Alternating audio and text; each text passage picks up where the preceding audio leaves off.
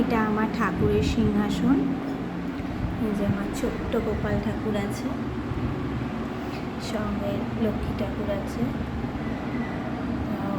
বজরংবলী, সরস্বতী ঠাকুর, মা তারা, লক্ষ্মী ঠাকুর, মা কালী, মহাদেবের ফটো, মহাদেব আর মা দুর্গা,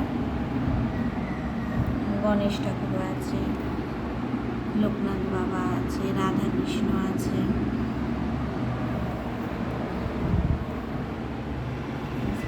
শিবলিঙ্গ, জগন্নাথ, বলরাম, সুভদ্রা।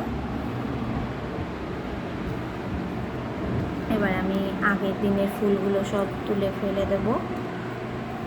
আজকে আবার নতুন ফুল দিয়ে ঠাকুরকে সাজাবো।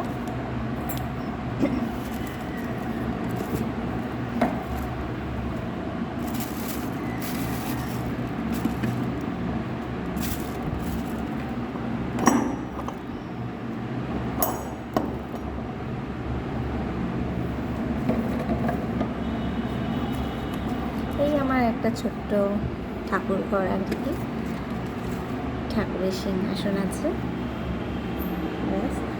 এবার আমি এই শিবলিঙ্গ প্রতিদিন একটু মাথায় জল দিই, ঠাকুরের মাথায়।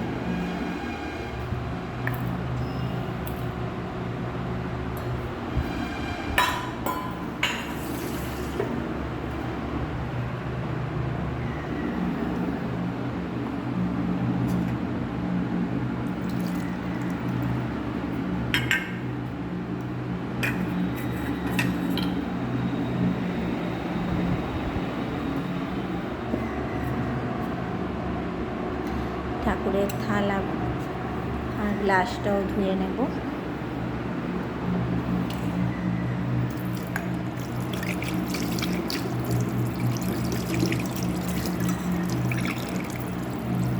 জল ভরে নিলাম, ঠাকুরের জল। পরে বেসিন থেকেই করে নিই এগুলো, কারণ না হলে আবার নিচে গিয়ে আবার টিউবওয়েল আছে, সেখান থেকে তুলে নিয়ে আসতে হবে। সেটা আমি ওপর থেকেই করে নিই একেবারে। নিয়ে বাচ্চা ছোটো তো, কাছে গেলেই আবার মা মা করে চেপে ধরবে আমাকে আর কি। এই ঠাকুরকে একটু ফুল দিয়ে সাজিয়ে দিচ্ছি, শিব ঠাকুরকে।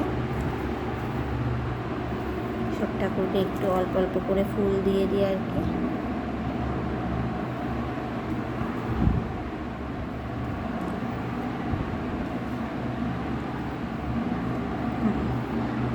করে অল্প অল্প করে সব ঠাকুরকে ফুল দিয়ে সাজিয়ে দিই।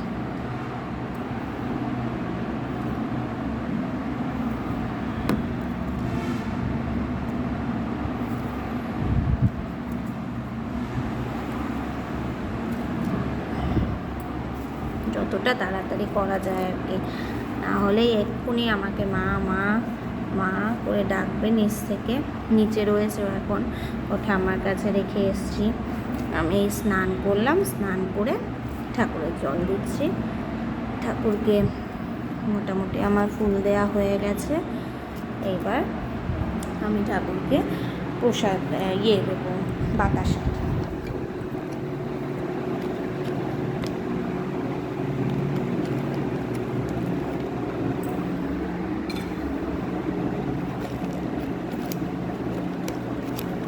বাতাসা দিয়ে দিলাম ঠাকুরকে।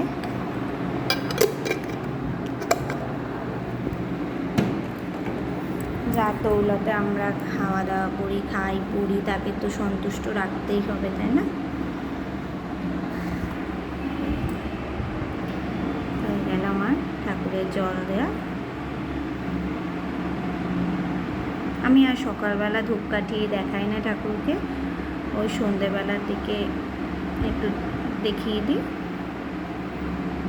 এই হয়ে গেল। টাটা বন্ধুরা।